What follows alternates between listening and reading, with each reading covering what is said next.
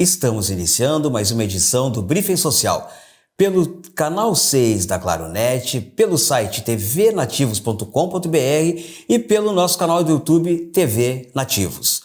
E hoje, com a imensa satisfação de receber o maestro Henrique Lemos, músico, arranjador, educador musical e uma das grandes personalidades da arte tramandaense. Henrique, tudo bem, Henrique? Tudo jóia, Jorge. Boa noite, a todos. A ti, obrigado pelo convite. Estamos aí. A honra é nossa, é a honra da TV Nativos. E vamos iniciar falando quem é o Henrique. Bom, ele é um rapaz humilde da cidade de Guaíba, nascido em Guaíba, que teve no meio da sua família essa iniciação nessa área, nessa arte maravilhosa que é a música. Que é a música. Henrique, teve no meio da família, tá? O Henrique criança já demonstrava uma tendência em ser um apreciador da música antes de falarmos do Henrique músico, muito menos do Henrique maestro. Sim, não. Minha vivência sempre foi direta, Meu pai é músico, me criei no berço ouvindo isso. Então ele era músico de baile, tocava muitos bailes na volta, na comunidade, a gente tinha conjuntos grandes também, tocou, e eu tava lá, junto, acompanhando, e aquilo vai internalizando, Certo. Aquilo vai ficando com a gente. Vai desenvolvendo. Exatamente. Sensibilidade. Percepção, ritmo, várias coisas que é mais, que eu costumo falar assim, uma coisa muito mais orgânica que vai se conduzindo dentro de ti, tu vai criando, despertando aquele interesse, Vai desenvolvendo. Exatamente. É um despertar. É um despertar. Tens irmãos, Henrique? Tenho duas irmãs, a Jéssica e a Jennifer. Uma mora em Santa Catarina e outra está em Guaíba. E qual a relação delas com a música? Delas foi muito pouco, Jorge, porque nós fomos criados assim, de forma até meio separados, Uma é filha de mãe, eu sempre, desde pequeno meus pais foram separados, então é por filha de mãe, que minha mãe não tinha nenhum contato com música, e a outra teve só 1 ano de convivência dentro da casa, então ela não chegou a desenvolver esse contato tão direto com a música que nem eu tive na minha vida ao lado do meu pai. Certo, que foi de uma forma mais profunda, mais direta. Exatamente. Henrique, o Henrique se imaginava, o Henrique, novamente, antes do maestro e antes do músico, o Henrique criança se imaginava se transformar num músico? Rapaz, se eu te disser que desde pequeno eu brincava com a sensação de música. Meu pai tinha um toca-fita daqueles grandes, e eu pegava lá a guitarra que ele deixava escondido, que não era para me pegar. Cara, eu tinha uns 7 anos, e pegava lá, abria a porta da sala da rua da frente, botava o rádio bem alto e ficava fazendo cover, porque eu não sabia tocar nada. E aquilo ali, pra mim, era meu palco. Os vizinhos passando na rua, as pessoas achando quem é aquele moleque maluco lá. Sim. Mas pra mim era meu público. Era um envolvimento já bem intenso. Exatamente isso. Então, dizer que eu já me imaginava, vamos dizer assim, eu já sonhava. Eu já aspirava a isso. Sim, já tinha uma ambição. Exatamente. Quero ser músico. Gostava muito. Quando a gente fala em talento, sempre vem aquela questão, é um treinamento, é um aprimoramento, é vocação, e aí vem a pergunta, treinamento sem vocação produz resultados? Vocação sem treinamento, Henrique, produz resultados? Pois então, tu faz uma pergunta bem complexa, Jorge. Porque assim, eu venho de um contato com a música, então eu posso dizer que eu tive a vocação a meu favor. Lógico que a música ela é um conteúdo, ela é uma disciplina que tu aprende. Só que se tu não tiver um gosto, uma vocação, um desejo real, por isso aquilo nunca vai acontecer contigo. Ou se acontecer, ela vai ter um período muito longo para acontecer. Bastante prolongado. Exatamente. Então assim, a vocação, o treinamento, tudo isso tem que estar junto. Se a pessoa só achar que a gente fala hoje, que nem eu digo, alguns alunos às vezes comigo, não adianta tu comprar só porque tu acha bonito o outro tocar. Tu tem que sentir aquilo contigo. Querer aquilo como tal, E aí tu vai realmente ter uma paixão, um gosto e vai praticar. Sim. E a disciplina em tudo, disciplina de treinar, de ter horário, de tudo para acontecer, senão não acontece, Sim. É um treino. Ou seja, a música ela tem que estar no íntimo. O fato de eu querer praticar não é tudo. Eu tenho que vivenciar de uma forma mais intensa. Esse querer e vivenciar, tu pode ter vários segmentos, tanto pela apreciação, porque eu acho lindo, gostaria de estar lá. Mas tu tem que entender que para chegar lá tem um percurso a Tem um fazer. caminho. E esse percurso, às vezes, para algumas pessoas, elas têm menos paciência de esperar o resultado. E é onde muita gente compra um violão, acha que vai ser fácil, não consegui apertar o dedo, tá doendo o dedo, já larga lá. É a persistência. E depois, é que nem eu costumo dizer assim, existe uma cortina na frente da gente. Essa cortina, parece que aquilo ali tá muito difícil de acontecer, mas na hora que ela abre, tu diz assim, poxa, era mais fácil que eu imaginava. E aí tu avança gradualmente no teu passo, na tua condição. É romper uma barreira. Exatamente.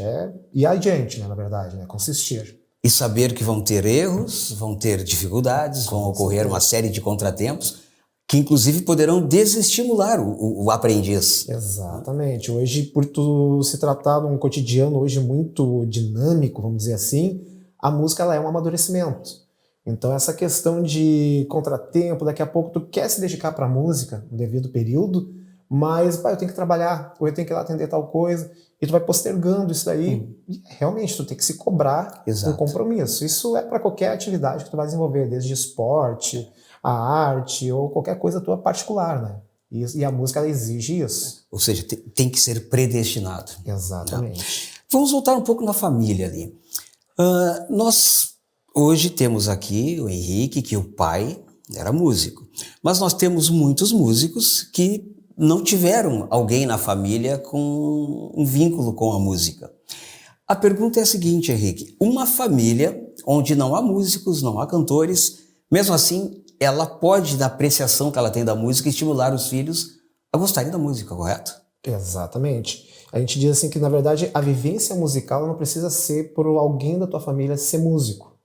Basta tu ter o hábito de ligar o rádio de manhã e escutar uma música, tu vai desenvolver um gosto pela música, do teu estilo, da tua preferência, e aquilo vai, talvez, né, até o contato com... Hoje a gente fala que carece muitos setores públicos, cidades, enfim, mais atrações culturais.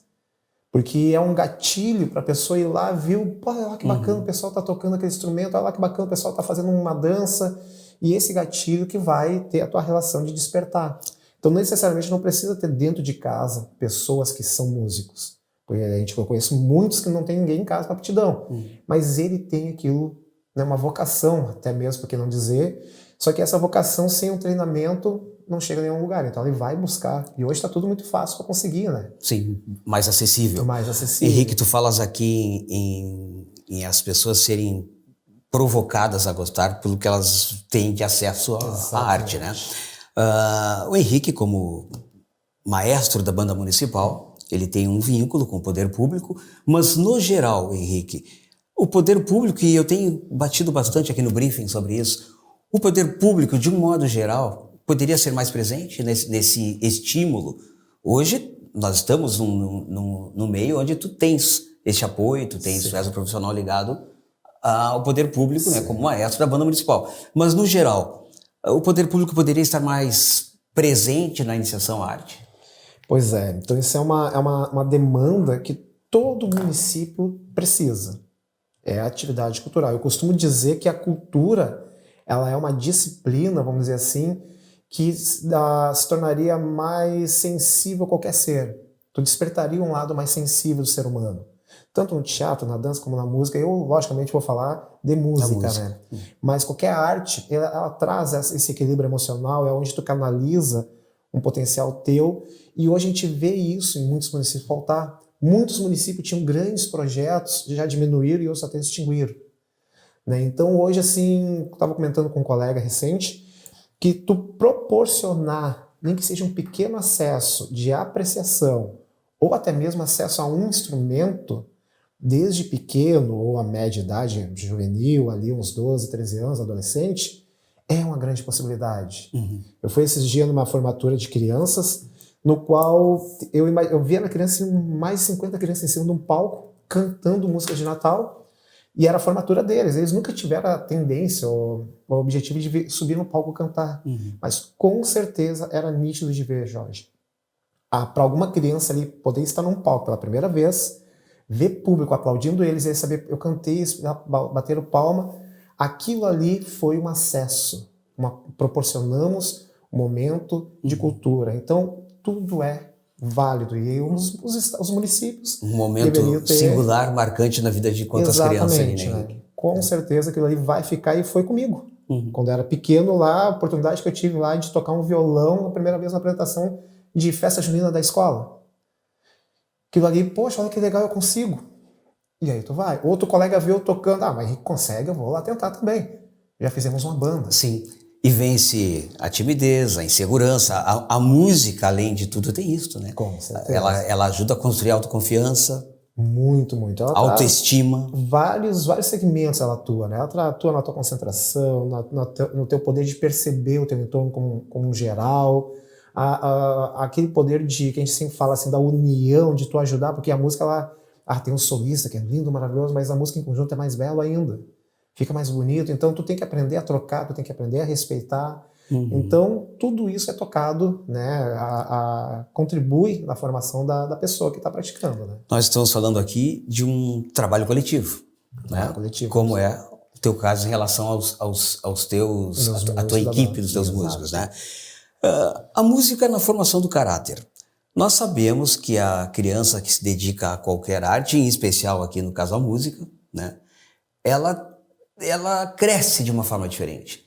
Ela vê a vida, as relações, as pessoas de forma diferente. Com certeza? Total. Voltando quase na mesma fala, a hora que tu promove, né, oportuniza isso para a criança, automaticamente ela vai começar a conhecer outros cenários de vida. Ela vai começar a interagir com outras pessoas diferentes. Se ela tiver uma boa orientação, que eu diria ser um bom professor, um bom docente lá na frente, ela vai conseguir ampliar seus horizontes de caráter, de cidadão, de responsabilidade social, e até mesmo, que nem eu falo, eu sou um grande abraçador de causa. Então, muitas vezes eu não estou cobrando o meu trabalho de maestro, mas eu acredito naquela causa, eu vou lá e ajudo. Então, é além da música. É além da música, né? Então, com certeza, a música, a arte, a música em si, ela tem esse papel de formar esse cidadão melhor, que nem eu falei lá no início também, de um cidadão com uma emoção mais equilibrada, né? A questão de percepção, de contexto, de relação, e a timidez, que às vezes a pessoa, tem muita gente que fala assim, eu sou tímido na rua, mas quando eu tô no palco eu sou outro. Eu falo pelo meu pai. Meu pai era um cantor, tocava guitarra, e ele em casa ele falava assim, bem baixinho, nem dava pra ouvir. Mas quando ele ia lá cantar, era outro cara, era outra voz. Então isso já é vamos dizer assim, uma comparação que eu tenho. Sim, vivida, exato, né? trabalha valores, né? O Henrique, como educador musical, e aí, aqui nós estamos falando que além da música, né, o ser humano. Como o Henrique se vê, qual é o propósito dele como educador musical? É apenas fazer com que aquele aluno que está diante de ti seja um bom músico? Não, vai além. Exatamente. Primeiro de tudo, eu sou um cara que acredito na pessoa que quer aprender. Faço pequenos testes, faço as percepções com eles, faço uma pequena audição para ver qual que seria realmente a necessidade dele investir seriamente na música, no instrumento, que custa caro, hoje não são baratos os instrumentos. Mas eu, como professor, assim, quando eu estou ensinando alguém, e isso que eu trabalho com faixa etárias de criança, já trabalhei com adultos, agora mesmo estava com a aluna, né, a Patrícia, um beijão para ela, né, que está fazendo sax comigo, e ela já tem lá seus 50 anos, vamos supor ali, e ela nunca pensou que era capaz de tocar saxofone. E já em 2, 3 meses já começou a tocar a primeira música de Natal, ela tocou Além do Arco-Íris, e está desenvolvendo. Então, eu como educador, a música ela é fundamental na vida de qualquer um, que a gente já convive com ela no dia a dia. E educar, ensinar, ela transcende. Né? Toda questões que a gente já falou de disciplina, percepção, de pessoa como cidadão, a música eu acho fundamental. Ela vai além. Vai além. Henrique, nós vamos nos encaminhando para o final do primeiro bloco e vamos iniciar depois falando sobre arranjo musical. Né? Quem conhece a tua obra, quem conhece a tua postura em relação à tua equipe, sabe que tu és um arranjador. Perfeito. Né?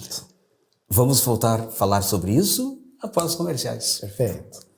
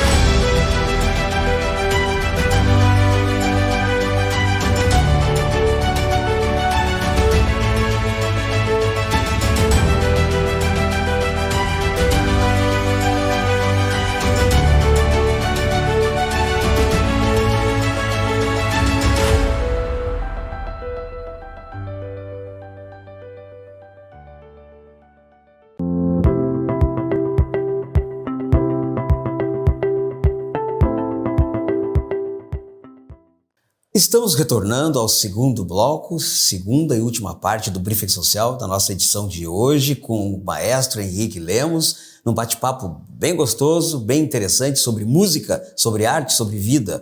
E Henrique, nós terminamos o bloco falando sobre arranjo musical. Quem é o Henrique arranjador que, diante da sua equipe de músicos, cria algo diferente naquela música que todos conhecem, surpreende quem tá, opa, só que legal, ele deu um toque diferente naquela música ali. Pois então, hoje arranjo é uma coisa gostosa de fazer. É a terapia que eu digo do músico, né, que trabalha com partitura, que trabalha com grupo de orquestra. Então, eu já trabalhei fazendo arranjo para criança, para musicalização, para orquestra de crianças de flauta doce, crianças pequenas, e aí tu tem que adaptar. Tem que pegar uma música que é tantas notas ou é mais difícil e minimizar ela para ficar acessível. Isso é um papel de quem entende de música e consegue adaptar. Muitos são ótimos músicos, né? Tem ótimos músicos que não conseguem fazer isso, ótimos arranjadores que não conseguem ser bom músico, mas a questão de tu conseguir fazer um arranjo equilibrado, um arranjo para criança, para adultos, é muito bom, é gratificante e estimula muito a criatividade. Hoje, à frente da Banda Municipal de Tramandaí, eu tenho ali grandes músicos, tenho um maior orgulho e uma realização particular de ter esse grupo comigo e hoje é muito fácil trabalhar com eles. Eles já têm leitura de partitura à primeira vista, quase, tocam muito bem. Então hoje eu pego algum arranjo, elaboro, vamos pegar uma música do sucesso agora, o perfil da Banda de Tramandaí, ela é bem eclética, né, para atender, principalmente essa ideia de banda da capital, das praias, né? Então a gente recebe muito isso, tu tem que tocar todos os estilos, vamos dizer assim. Todas as tendências. Lógico, né? A gente cuida de alguma coisa, mas a gente tenta variar. E para isso a gente vai adaptando. Até mesmo para não ser tão cansativo, não ser tão difícil. E o arranjo musical, ele é uma coisa que tu pode fazer uma música que já existe de uma forma, em várias formas. E aí daqui a pouco tu começa, deu certo assim, mas vamos fazer do outro jeito, deu certo do outro jeito. A gente costuma dizer, isso é fato de todo músico, todo maestro vai falar isso. Uma música nunca está acabada. Ela sempre pode ser melhorada, adaptada, mudada, mas ela nunca está acabada. É a criação. Criação constante, né? E é isso que a gente faz, né? Então o Henrique é arranjador, hoje já fiz arranjos para outras bandas, para fora, já vendi, trabalhei como arranjador, né? Hoje para Tramandaí a gente faz arranjos também, adapta os arranjos, hoje a gente tem uma troca, hoje pela acessibilidade à internet e tudo mais, e a grupos, eu tenho contato com o pessoal lá de São Paulo, o pessoal de São Paulo manda para mim arranjo, eu olho, pá, isso aqui dá para o meu grupo, eu adapto. Há trocas. Muito. Isso antigamente não existia. Hoje até os programas de computador são mais práticos. Antes tu escrevia na noite, tu tinha que ficar noites num teclado, num piano, num violão, num instrumento que tu fosse usar para te terminar um arranjo. Hoje no programa tu é mais sintetizado, dá trabalho igual. Eu confesso particularmente que eu tenho uma certa dificuldade porque eu fico muito pensativo ali para achar o time certo, achar as entradas, achar o arranjo que eu gostaria de ouvir meu grupo tocando. Então, às vezes demora. Às vezes uma música para o maestro, às vezes, no meu caso, eu fico uma semana em cima daquela música, 2 semanas, né? Já passei meses em cima até encontrar o que tu julgarias o ponto ideal. Eu achar assim, ficou legal, não ficou tão difícil, ficou difícil, é isso que eu gostaria de ouvir meu grupo tocar. E aí, né, que nem eu falo para no meu caso, a Banda Municipal de Tramandaí, eles são meus cobaias, né? Depois eu largo para eles, eles vão lá, tocam, gostei. Falando sobre os músicos e também sobre esta relação com pessoas de outros contextos, que tu acabaste de citar, que são essas trocas, essas experiências, né? Mesmo na condição de maestro, o maestro aprende no dia a dia com seus músicos? Totalmente. Existe essa troca também com os músicos? Eu até digo hoje, falo bem claro e sem nenhuma vergonha que músico tem um problema, Jorge. Alguns músicos são muito vaidosos, muito presunçosos de dizer que são altamente suficientes. E músico, ele é cooperativo. A hora que o músico tem a humildade de aceitar, não, meu limite é até aqui, ou eu não vou até aqui, e tem sol para todo mundo. Eu hoje digo que os meus músicos, eu vou falando propriamente de Tramandaí, meus músicos de Tramandaí tocam muito mais do que eu. Meus músicos de Tramandaí, eles leem uma partitura muito melhor do que eu hoje, porque eles estão constantemente treinando. Eu, por ter outras atividades, ou estar sempre atribulado e fazendo alguma coisa, eu não estou mais tão praticável, né? Não estou praticando tanto o instrumento. Lógico que eu vou tocar, pego ali, estudo, vou tocar. Mas hoje eu digo assim que o Henrique tá aprendendo sempre, muito mais nessa troca, e até mesmo aprender a ser eclético. Porque eu não posso apenas impor a minha visão musical e eu tenho que ouvir. Porque, como eu falei, a música é sempre um conjunto e nunca está acabada. Então, quanto mais tu absorver, mais tu aprende. Quando o Henrique coloca que os músicos teriam uma condição hoje superior a ele, eu posso aqui, de certa forma, contestar as palavras do Henrique, porque eu sei que ele é muito rigoroso, e ele é rigoroso com ele mesmo. Eu sei porque ele é um professor de sax, então eu sei o quanto ele é exigente. E esta exigência, certamente, ele está se impondo a ele mesmo. Porque ele é um excelente músico, mas o contexto faz com que ele certamente aprecie detalhes que, por um ou outro motivo, por uma outra razão, ele acha que pode não estar naquele quilate, mas está sim. Henrique, músico, né? Nós falamos da questão do músico, da questão do arranjador. Como foi a formação para o maestro? Então, Jorge, vamos começar lá do que eu falei do início, criado no berço de banda de baile. Primeiro de tudo, aí eu comecei lá na bandas de marcha da escola, a escola Teotônio Vilela de Guaíba, né? Pessoal, se tiver alguém de Guaíba aí, já dou meu salve. E lá eu comecei tocando caixa, porque eu amava a música, já tocava violão, tudo assim, mas eu queria estar num conjunto, estar num grupo, e aquilo lá foi a minha acessibilidade à música. Foi onde uma escola municipal de uma cidade, tinha uma banda lá, proporcionou o meu contato com aquilo ali, e dali pra frente eu comecei a olhar o grupo como uma possibilidade. Lógico, vem muito daquela pessoa de gostar de estar querendo sempre estar à frente, eu diria assim até puxa saco do professor, aquela coisa que é estar sempre perto, grudado, o que é isso, o que é aquilo, chato, o guri chato da Curioso, música. queria aprender. Curioso, ótimo, achou um termo perfeito, Jorge. E foi assim que eu comecei na música, nessa parte mais iniciante. Meu pai, apesar de ser um grande músico, cantor, muito renomado também, pouco me instruiu nesse primeiro período. Né? E eu fui muito mais por vontade, por gostar de querer estar ali, e naquele tempo não tinha o que hoje tira a atenção dessa juventude, né? A internet, aquela coisa, eu tinha... O que era a minha rede social? Está onde estava a minha galera. E a minha galera estava tocando a banda da escola, eu que tinha que estar lá. E dali eu fui aprendendo, aí daqui a pouco caiu uma corneta, que é quase como se fosse um trompete, mas ele não tem pista, para aprender a tocar sopro. E aí meu pai já tocava em banda de baile, instrumento de sopro. Onde é que eu fui acabar o meu início musical? Em bandas de baile. Toquei bons anos da minha vida em bandas de baile, bandas renomadas. O que se chamava de conjuntos? Os conjuntos, né? As bandinhas, as famosas bandinhas que hoje tocam. E hoje são os bandãos. Que hoje tu tem aí bandas grandiosas, a Rainha, Musical, Flor da Serra, Sétimo Sentido. Muito estruturadas. Nossa, os caras têm uma casa no ônibus, equipamento. Não, o pessoal ganha dinheiro. Né? Tiveram meio prejudicado agora com o Covid, mas agora estão retomando, graças a Deus. E eu participei desse cenário por bom tempo. E dentro disso aí eu sempre fui um músico que, por se tratar música, eu me abri para música de uma forma, eu tocava pagode, eu toquei reggae, eu tocava erudito, tocava banda de baile. Lógico que se perguntar o meu gosto musical, tenho minha preferência, porém, cada momento ele é um momento que tu pode ter todos esses estilos e pode trabalhar. E tu sendo músico, tu é músico, tu vai tocar música. Não é que tu vai gostar daquele estilo, mas tu é um profissional e tu tem que render com isso. Não, aqui tu estás falando em ser eclético, né? Em termos de estilos. E se tratando de instrumentos, tu tens um instrumento preferencial? Tem aquele instrumento que é a menina dos olhos do Henrique?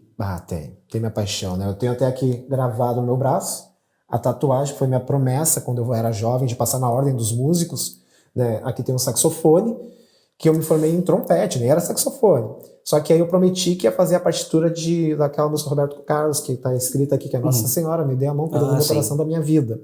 Fiz aqui, botei o sax, porque o sax era a minha paixão.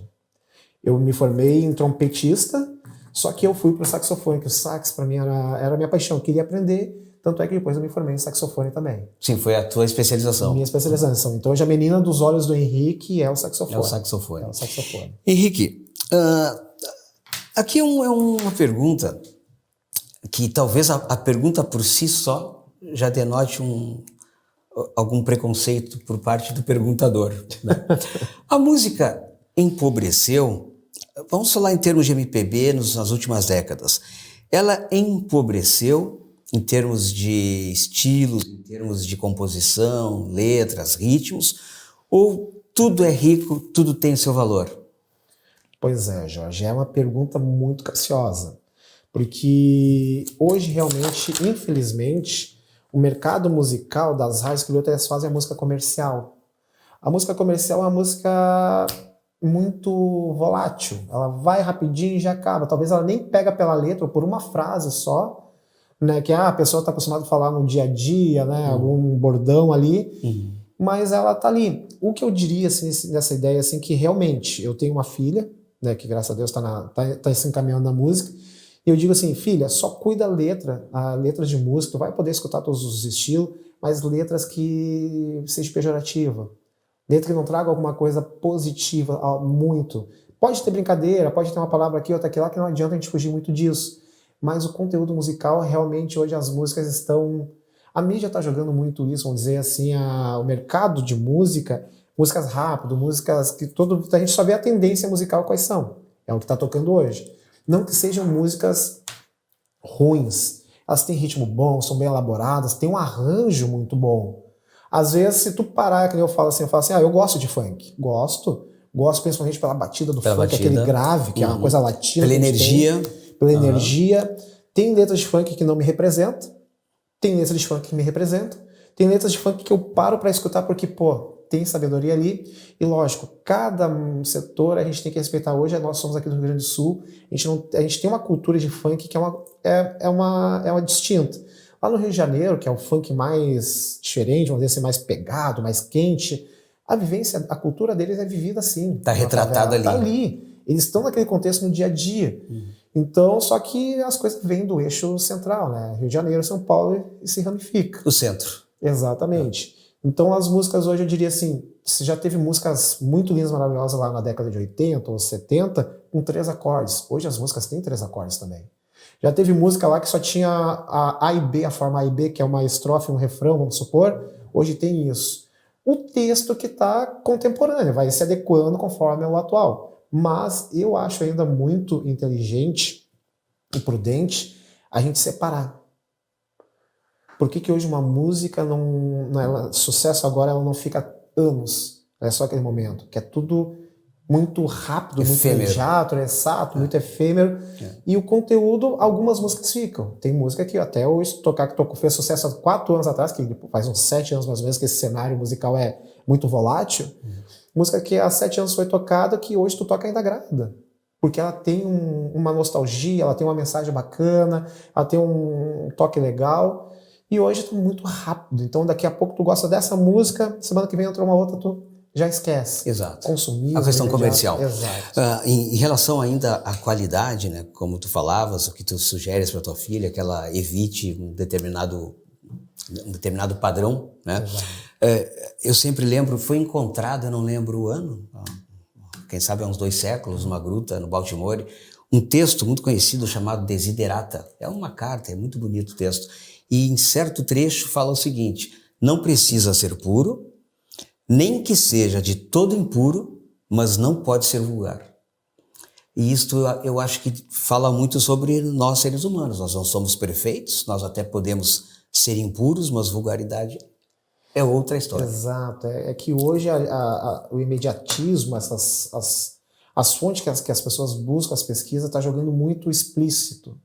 E eu acho que isso ainda é um caminho que não precisa, sabe? Por mais que algumas pessoas, e eu posso até ser criticado, defendam a liberdade plurial, aquela coisa. Gente, isso é uma coisa mais reservada, não precisa impor para todo mundo gostar. Vai gostar e vai buscar aquilo ali que interessa. Exato. Que não interessa não precisa deixar tão acessível. Exato, concordo. É um pensamento meu, né? Então é assim que eu coloco para música também. Então a música hoje tem músicas que realmente elas não me representam, eu apenas não vou escutar.